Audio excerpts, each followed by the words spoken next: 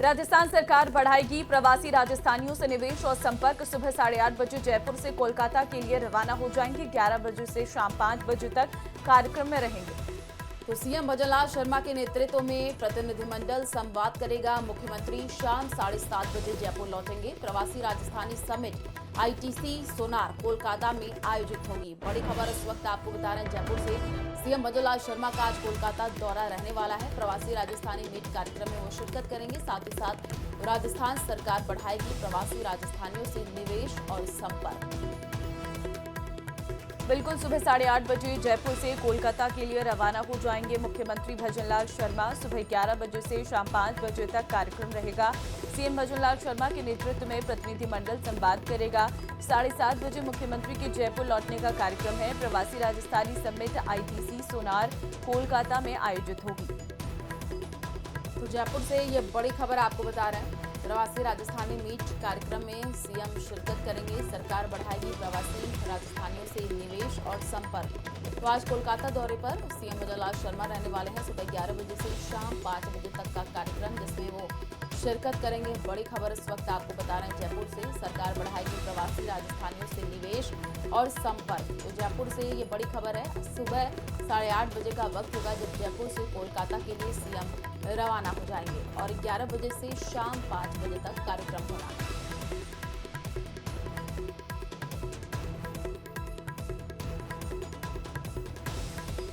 CM Bhajanlal Sharma सोमवार को दिल्ली दौरे पर रहे। उन्होंने पीएम मोदी, केंद्रीय मंत्री शिवराज सिंह चौहान समेत पार्टी के कई नेताओं से मुलाकात की। प्रधानमंत्री से हुई मुलाकात के दौरान करीब 1 घंटे तक अहम बैठक भी चली है। ये रिपोर्ट देखिए।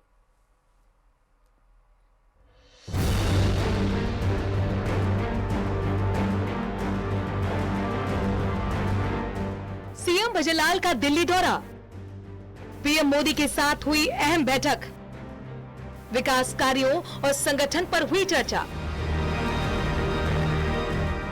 मुख्यमंत्री भजनलाल शर्मा ने प्रधानमंत्री नरेंद्र मोदी से दिल्ली में मुलाकात की। पीएम मोदी के साथ करीब 1 घंटे तक हुई अहम बैठक में मुख्यमंत्री ने सरकार के कामकाज और विकास योजनाओं को लेकर चर्चा की। इस दौरान उन्होंने 10 दिसंबर को होने वाले प्रवासी राजस्थान दिवस में शामिल होने के लिए प्रधानमंत्री को न्योता दिया।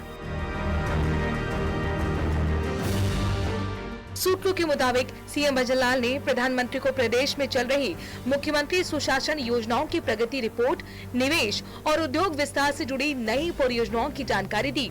साथ ही कृषि और जल संकट समाधान योजनाओं की अपडेट स्थिति और राज्य में चल रहे विकास कार्यों के लिए केंद्र से अतिरिक्त अनुदान की मांग से जुड़ी जानकारी दी।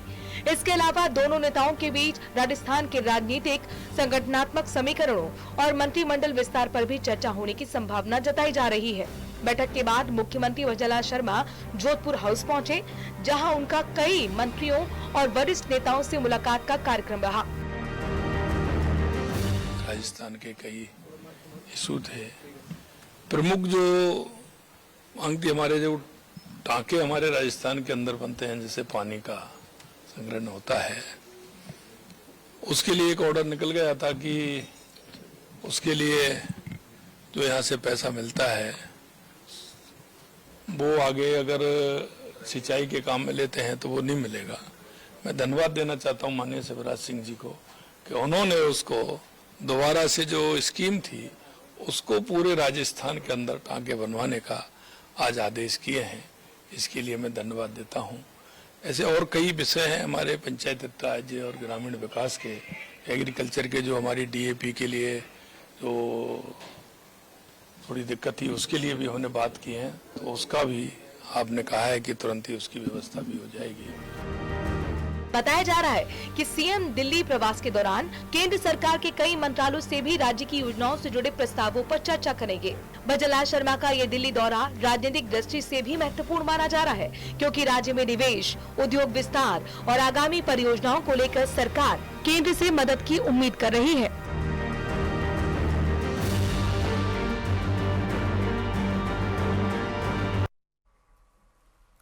और चलिए रुक करते हैं अगली खबर की ओर। जालौर में पटवारी रमेश बुढ़ानिया ने सांचौर विधायक को फोन किया है। निलंबन के बाद पटवारी ने विधायक जीवाराम चौधरी को फोन किया। विधायक से निलंबन को लेकर पटवारी ने सवाल किए हैं। तो पटवारी ने कहा, क्या आपने मुझे निलंबित करवाया? पटवारी और विधायक की बातचीत का ऑडियो अब वायरल हो रहा है। तो जालोर में पटवारी रमेश बुढ़ानिया ने सांचौर विधायक को फोन किया है और निलंबन के बाद पटवारी ने विधायक जीवाराम चौधरी को फोन किया। विधायक से निलंबन को लेकर के पटवारी ने सवाल किए हैं।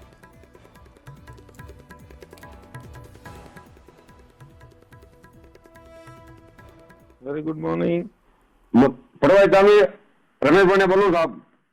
प्रमोद साहब मेरा एक सस्पेंड आपने करवाया है क्या या किसी और ने करवाया है? काय का सस्पेंड भाई? मैं सस्पेंड हो गया हूँ साहब। क्यों सस्पेंड हो गए? पता मतलब कोई बता नहीं रहा। अधिकारी लोग बोल रहे हैं कि भाई मेरे को हमारे तरफ से कोई शिकायत नहीं है। पटवारी जी गाँव बोल रहा है कि हमारे तरफ से कोई शिकायत नहीं है, लेकिन कुछ लोग कह रहे हैं कि एमएलए साहब ने आपको करवाया है। तो मैं एमएलए साहब से बात कर लेता हूँ भाई, मेरे से क्या खता हुई जो एमएलए साहब का इतना बड़ा एक्शन हुआ। तो गांव वाले जाने ना आप जानो भाई, एमएलए कौन ध्यान रखता है ग्राम सेवक पटवारियों का यार? नहीं साहब आप सही हो, लेकिन जगताराम के ये यहाँ के लोग कह रहे हैं कि जगताराम के कहने से एमएलए साहब ने आपको सस्पेंड करवाया है। मैं पूछ लेता हूँ, अगर करवाया है तो मैं चला जाऊंगा, कोई बात नहीं। अगर नहीं करवाया है तो फिर मैं यही लूंगा। वो आप जानो, आपका काम जाने भाई, हम ध्यान नहीं रखते ऐसी छोटी मोटी बातों का। हमारे पास तो कोई शिकायत आवे तो हम तो उससे बात करके बोल देते हैं, भैया तेरी ये व्यवस्था है देख ले, नहीं है तो फिर जो है रास्ता संभालो। समझता हूँ भाई मैं तो बाहर का आदमी हूँ साहब, चूरू का रहने वाला हूँ। आप मेरे से मतलब क्या चाहते हो? आपका कहा हुआ काम मैंने 100% किया है और कर भी दूंगा, वो अलग बात है। लेकिन लोग कह रहे हैं कि भाई एमएलए साहब ने आपको सस्पेंड करवाया है, गलती हो तो माफ करना। नहीं भाई, गलती भगवान से माफी मांग, मैं कौन होता हूँ माफी देने वाला यार? ईश्वर है, हम तो सब उसके बंदे हैं। मनुष्य जो हमारा आया मनुष्य बनकर अपना जीवन जी ले तो बहुत है भाई।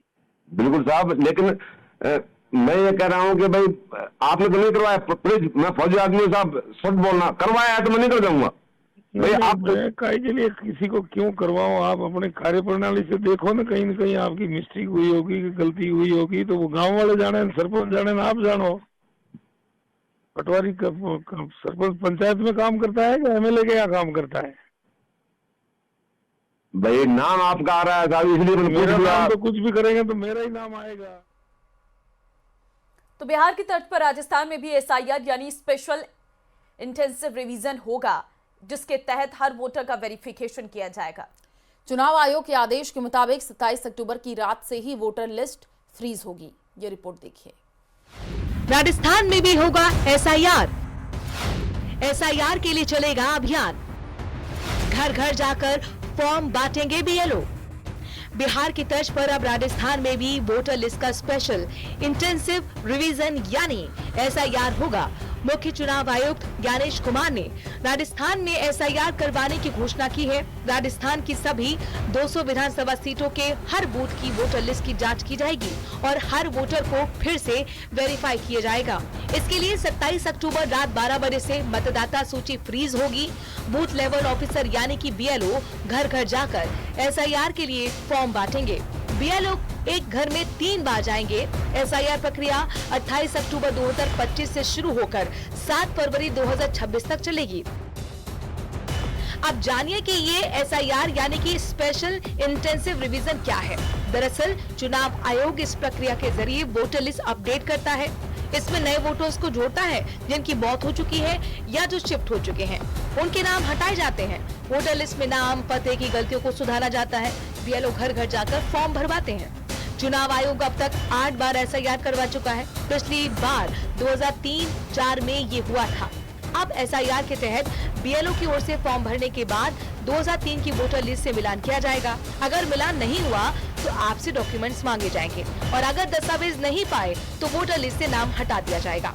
राजस्थान में एसआईआर के लिए 12 दस्तावेज ही मान्य होंगे, जिनमें आईडी या फिर PPO, birth certificate, passport, forest right certificate, education certificate, स्थायी निवास प्रमाण पत्र, फैमिली रजिस्टर, जाति प्रमाण पत्र, आधार कार्ड, एनआरसी के दस्तावेज, जमीन मकान के आवंटन लेटर। वहीं अब प्रदेश में एसआईआर के मुद्दे पर सियासत भी शुरू हो गई है। एक और जहां पीसीसी चीफ डोटासरा ने इसे लोकतांत्रिक अधिकारों पर सीधा प्रहार बताया, तो वहीं बीजेपी इस फैसले का स्वागत कर रही है। चुनाव आयोग को धन्यवाद देना चाहूंगा कि जिस तरीके का काम कर रहे हैं, क्योंकि जो भी फर्जी मतदाता थे जिनके नाम दो जगह थे, लेकिन उनकी गहन जांच करके और सही तरीके से मतदाता जो मेन मतदाता है उसका नाम उसमें रहेगा। जो जरूरी है और होगा, बिल्कुल होना भी चाहिए। इसमें तो मुझे लगता है अच्छा ही है ना। एक बार ये सारा जो हमारे जिस तरह से हमारे वोटर लिस्ट में जो डिस्पैरिटीज होती हैं वो एक बार सही हो जाए तो मुझे लगता है बहुत अच्छी बात है। चुनाव आयोग ने निर्णय किया है कि पूरे भारत में, लगभग पूरे भारत में, जिनमें प्रथम चरण में 12 राज्यों को ले रहे हैं, एसआईआर करेंगे, पूरे मतदाता सूचियों का पुनरीक्षण करेंगे और जो मर चुके उनके नाम कटेंगे, जो इधर उधर बाहर चले गए, स्थान बदल दिया, उनके नाम यहाँ से कट के वहाँ जोड़ेंगे। अनावश्यक रूप से क्यों इलेक्शन कमीशन ऑफ इंडिया ऐसे निर्णय करता है जिससे कि लोगों को शक पैदा होता है, संदेह पैदा होता है। अगर यही काम सभी पार्टियों को बुला के बात करके, पॉलिटिकल पार्टीज की बात करके अगर ये फैसला करते और सबका इन्वॉल्वमेंट होता उसके अंदर, ये स्थिति नहीं बनती। एसआईआर के फैसले के चलते फरवरी तक कलेक्टर, एसडीएम, एडीएम, तहसीलदार और बीएलओ के तबादलों पर रोक है। एसआईआर प्रक्रिया से जुड़ी कर्मचारी और अफसरों के सामान्य तबादलों पर रोक रहेगी। Bureau report.